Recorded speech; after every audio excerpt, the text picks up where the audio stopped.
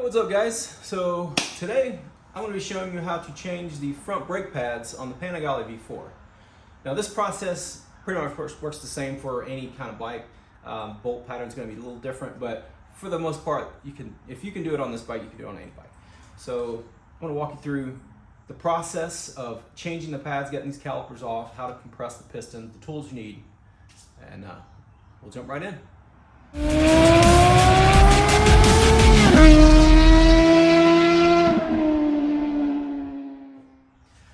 All right, so first let's talk about the tools you're gonna need. These caliper bolts here, these are M8s, so you're gonna need something to get those off. I like to use the ratchet and these bits here. Again, it's an M8, it's gonna fit right in that bolt. I can ratchet that dude off easily.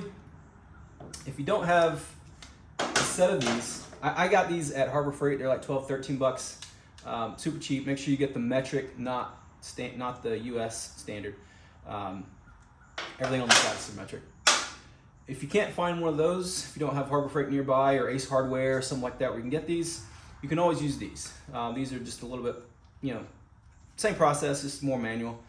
Let's see, the 8. Same thing here. You can use the short ones or the long ones, it doesn't matter. You're just gonna manually take them out.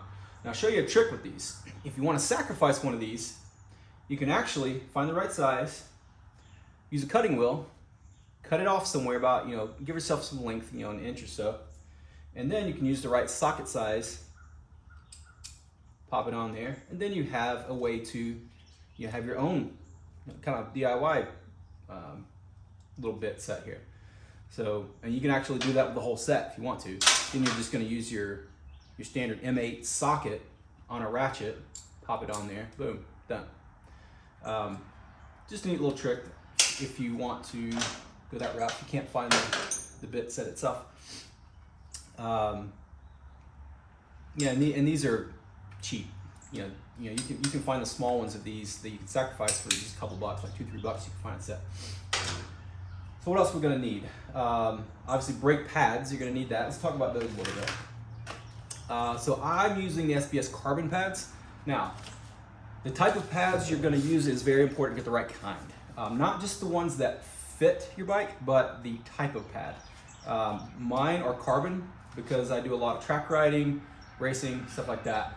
These have a higher operating temperature, so it takes a lot of heat to get them up to their optimal range of operating.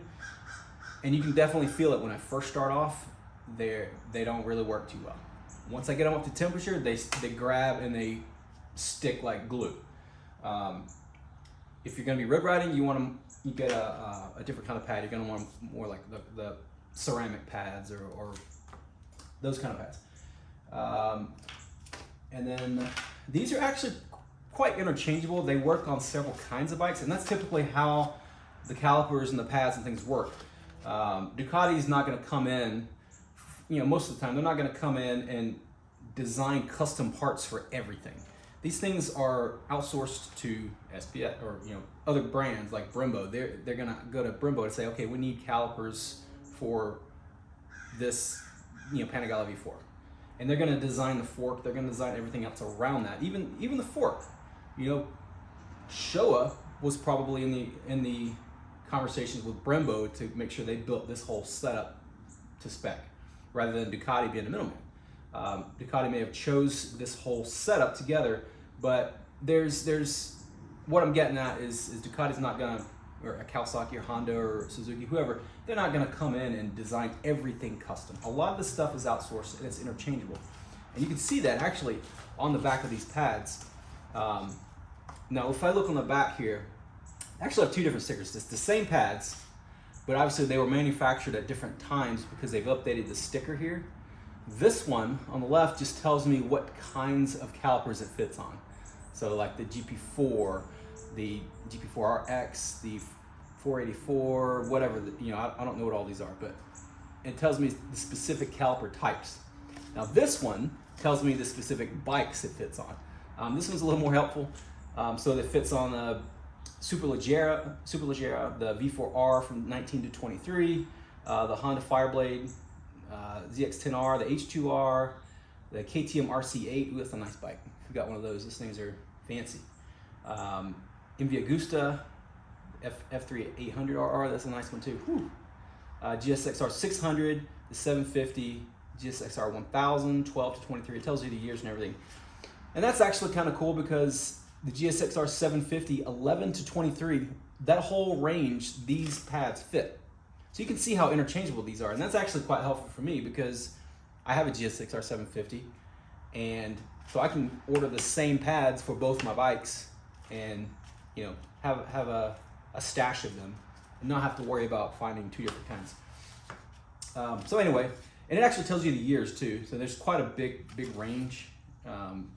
Like Suzuki's go all the way back to 2011 on these, same style. And it even says different. So like on this one, this says Panigale V4 18 to 21, and this one says V4 18 to 23. So obviously this was manufactured recently in 23, where this one may have been on the shelf for a couple years. So they've updated the sticker. But yeah, just check on it. Do some research, find the pads that work for your bike, and get the right kind. If you're going to be road riding, you don't want carbon pads. If you're going to be track riding, these are badass pads. These really are they grab. Okay, so now how does all this work? Let's talk about that a little bit before we dive in, so we can explain how a caliper works. I like to understand how things work holistically before I dive in and start messing with stuff. So I think it's beneficial to understand how all this works together in unison. So obviously you've got your brake caliper here, your caliper bolts. On this particular bike, there's little spacers here, these little black spacers that are in there. Before, on an OEM bike, you're gonna have your reflector here. So when you take that reflector out, you have to make sure that gap is maintained, because if you close that up, guess what's gonna happen right here? You're gonna close this gap up and your rotor is going to touch your caliper. So you gotta make sure you maintain the space here. That's why you see guys online selling these spacers. You can get titanium ones, you can get aluminum ones, whatever. But you just gotta make sure that if you take your reflectors off, you gotta keep that gap, okay? So in mine, these are safety wired. If you're a road rider, pay no attention to this. I'll take these off, the little pins. These just keep the bolts from spinning out. If they were to come loose, they're not gonna be able to come out because this can't spin. They may loosen, but they're not gonna make more than, you know, a quarter or a revolution to get out. Of course, you've got your brake lines. This is what feeds the hydraulic fluid down into the caliper, which squeezes. There are two pistons inside here that squeeze. When you pull your brake lever, it's going to push out these two pistons, and they're going to compress on both sides, this side and the other side. Back here, they're going to squeeze these pads onto the rotor, this guy, this metal rim, this big ring. Now you can get different materials for rotors as well. You can get carbon rotors, depending on, you know, what kind of application you have. These are standard OEM rotors that I'm using with the carbon pads, but you get what I'm saying. Now, everything else, you know, cars, bicycles, they all kind of work the same way. Let's show you that really quick.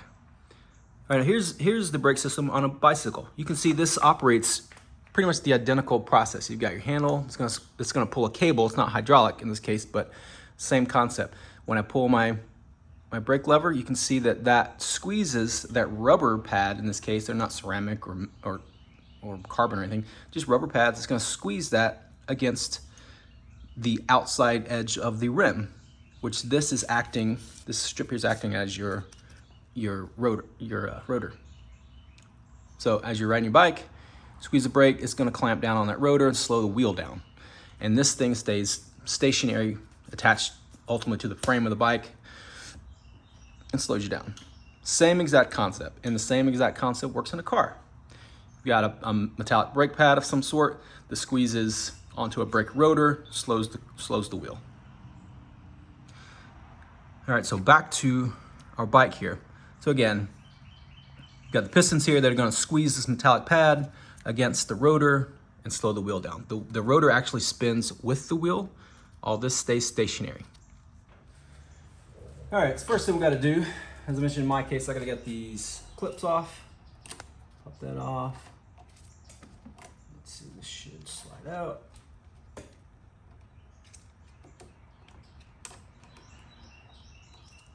And if you're not on a race bike, again, pay no attention to this part because you're not going to have these kind of clips. Almost that. And if you are a racer, highly recommend using clips instead of doing the direct wire because you can remove it just like that and I can put it back on there. So, all right, now we're gonna find our M8 bit, put it on the undo. Simple as that. We're gonna pop this off, undo that one. Let's tighten that one.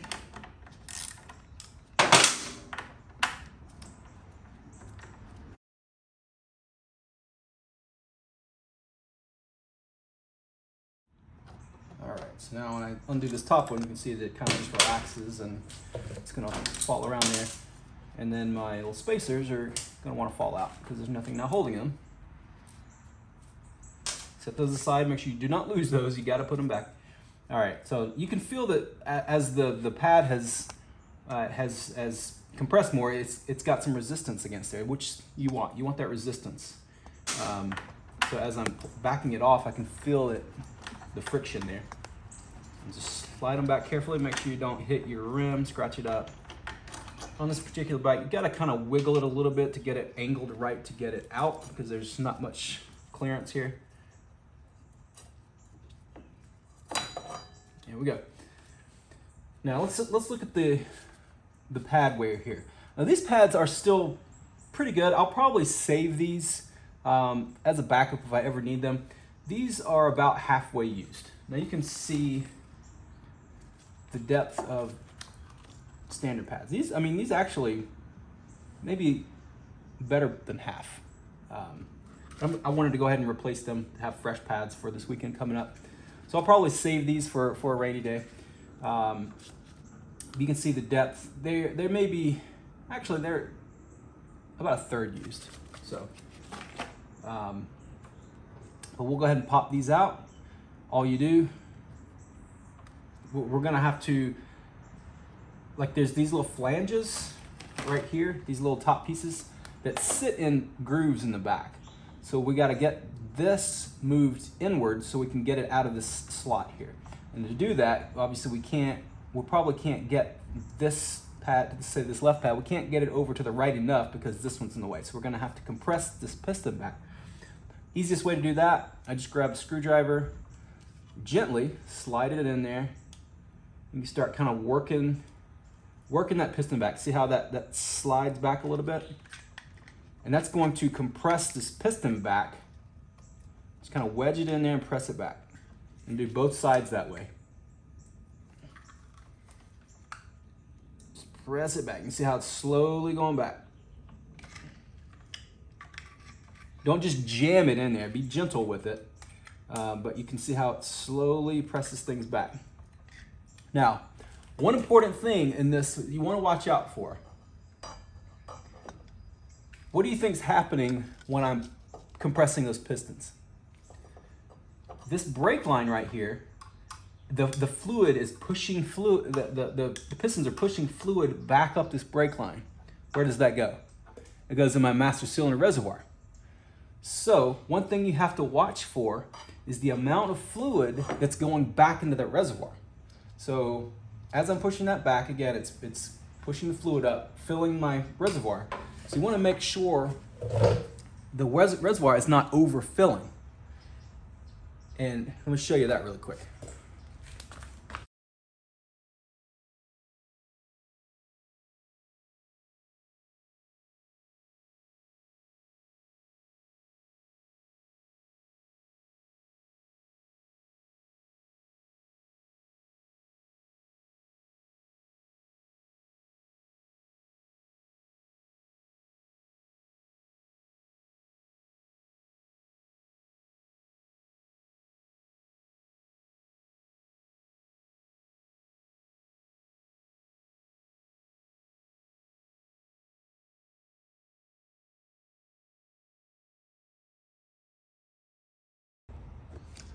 So this is the master cylinder reservoir that's containing all that brake fluid.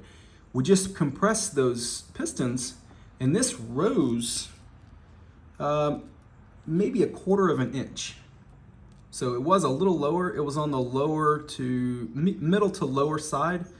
And now that I've compressed those pistons in, it's pushed the fluid back up into here, and this fluid level has raised. Now you want to keep an eye on this, because if you go above the max, you're going to have to take a little fluid out of this. That means you got too much fluid in your system. But one thing to consider there is, if you remember the level this was when you did your brake pads last. Let's just say last time you did your brake pads, you got brand new pads on there, and and after the job was complete, this line was at the middle level, like right in the middle somewhere. And now you're doing your brake pads again, and the level is higher the next time.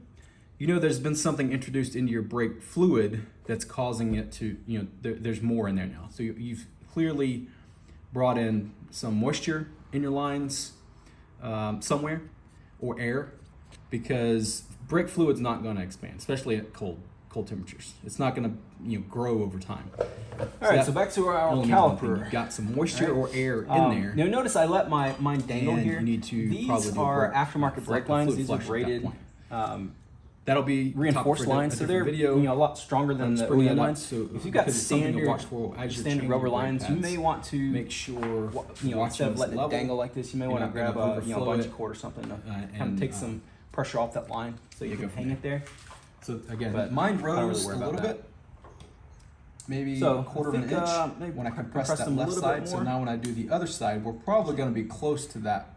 I think we're probably good right under the max line. So next thing, we're going to pop these pads out. So you just kind of grab it and wiggle it out. You get a screwdriver from the back side, pop it out, kind of just get it past that slot. There it is. Simple as that.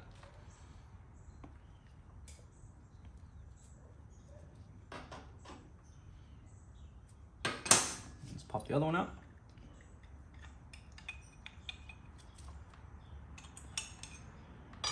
There we are. Got both pads out. So now let's pop our new ones in.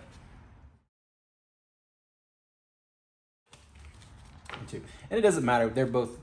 It doesn't matter what side they go on. They're both the same.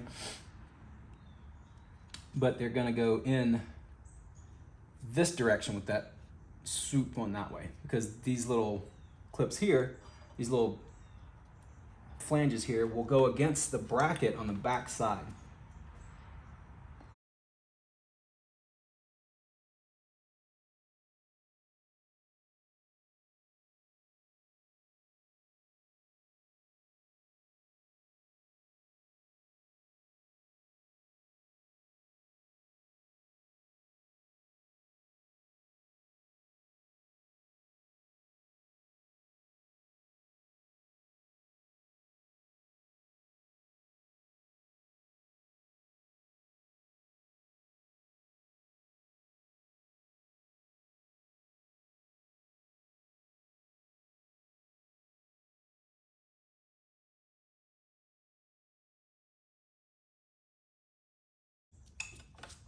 And on the back side, really quick, you do have this spring clip.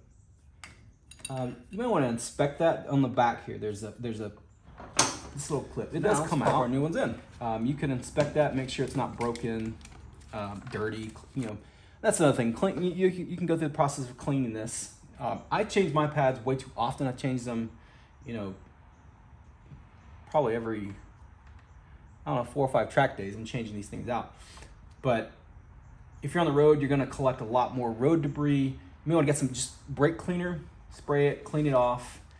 Try not to get brake cleaner inside the pistons, because there are rubber grommets in here.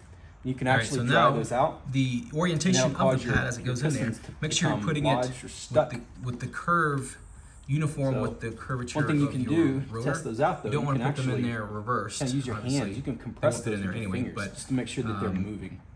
You notice Make sure they're not, if you're in this way, you're going to jammed be in. losing If they're material that's stuck, touching your rotor. that's when you need to go So you wanna probably make sure through a you're rebuild. uniform with that. Which And these then, pistons actually are loose on the right fitted. side, You the can actually metallic grab them side, and pull them this out material should be and touching clean and the replace all rotor. that stuff. Replace all the rubber pieces in there. One will go on this side to go through a as I rebuild. put And it on that's this a side of different the topic, caliper. but pretty simple process as on well. this side. Anyway, back to on this side. putting these in. Again, right orientation. Pop it in the slot. And then you'll have some tension against that spring clip on the back, but that's the point. It's to keep everything tight, locked in there. Just kind of have to press them in.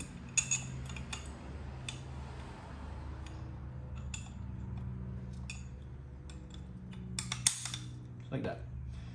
And then these little flanges, they will fit in the slot there. If it's cockeyed like that, it's not going to seat right. You want to make sure these flanges fit in that little groove the correct way on that spring on the back. So we got those in there. Look at that, how simple that was. Just pop them in and make sure you've got enough gap here to fit it back on your rotor. Because again, my pads weren't that worn, but if your pads are worn all the way down, that gap would be a lot smaller. So you want to make sure you open those pistons back up to your full width. Because once you get your new pads on, they're going to be obviously thicker.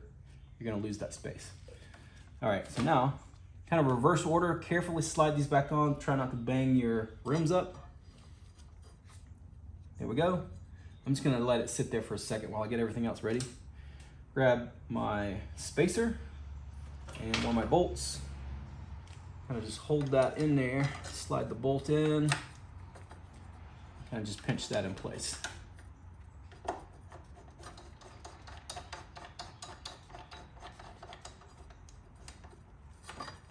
Get it lined up right. There we go. All right, and now one other thing, you may want to put, I've still got stuff on mine, but you may want to put a little anti-seize on these. You don't want these bolts to get stuck in there. I say anything you're not going to take off for a long time, you can put thread locker on, especially on these bikes. They vibrate everything loose. But brake pads, axles, things like that, you could put some anti-seize on there to keep them from locking up over time. All right, slide that spacer in there, slide our bolt in, and just hand tighten it. You kind of just leave these a little hand tight like that, like screw it, and then you hand tight and then back off just a little bit. Screw it, hand tight and back off a little bit. So what we want to do, leave that loose like that, just a little, so it wiggles a little, because we're going to seat these pistons. What that's going to do we're not going to squeeze it right now because we got to do the other side, but when it's ready, we're going to squeeze our lever at the other side, and these pistons will seat, and they'll adjust your caliper into the right position so that they're equally compressed. Then we tighten it down. You don't want to do it right now because what's going to happen is one piston may push out more than the other, and then because you're kind of locking your caliper in place. Let's leave it loose. We're going to tighten it. We're going to pump the lever up, and then we'll go from there. All right, so let's go do the other side.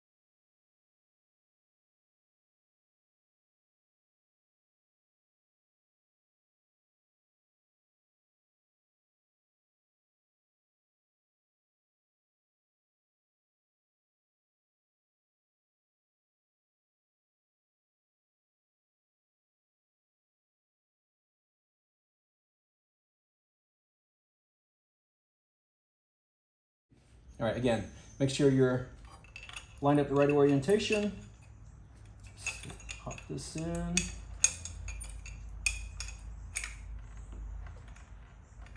Fire a bolt in. And just hand tighten it.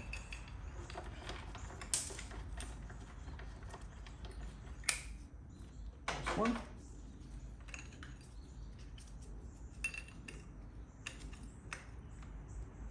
I didn't open my pistons enough, because that's what I was saying. You got to make sure the pistons are pushed back enough so you can fit these into the grooves. So I need to pry this one back just a little more.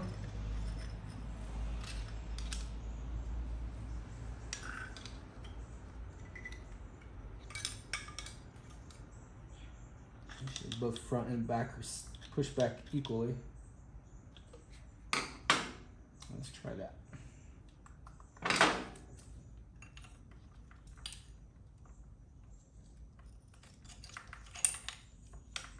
I still need a little more on that top side.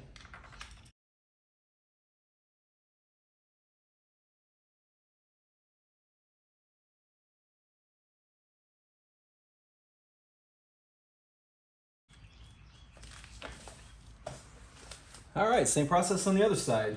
I get these safety wire clips off. There's one.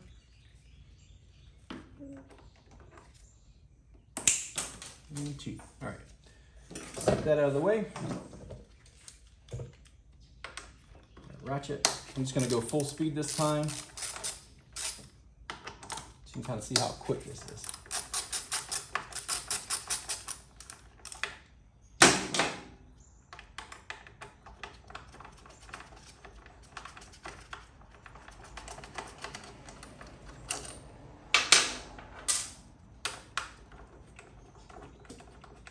Now on this side, notice on the lines here, you've got a double banjo because line comes down. All right, and again, we're going to go to hand tight, so both sides have in the back hydraulics about a quarter turn. Hand tight and back up a quarter. Leave that loose. All right. Slide. All right. So now, next step. We got some good friction on there. Okay. Let's grab our screwdriver. Pry these open just a little bit.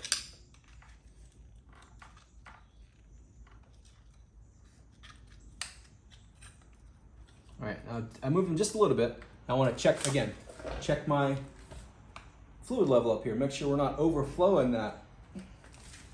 Mine's right at the top now, but they're open more than they usually are. So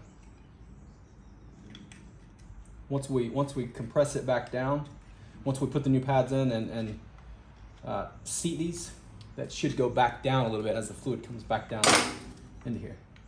All right, pop this one out. All right, grab our ratchet, tighten these down good. There's one. Now there is a specific torque spec for this. Look it up in your manual. These are about. I know where they go because the half to a third left. The holes line up on my what you call it here.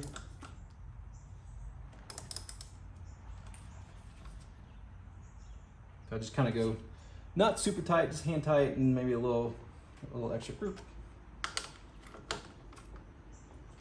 Simple as that. Now we're gonna do the other side.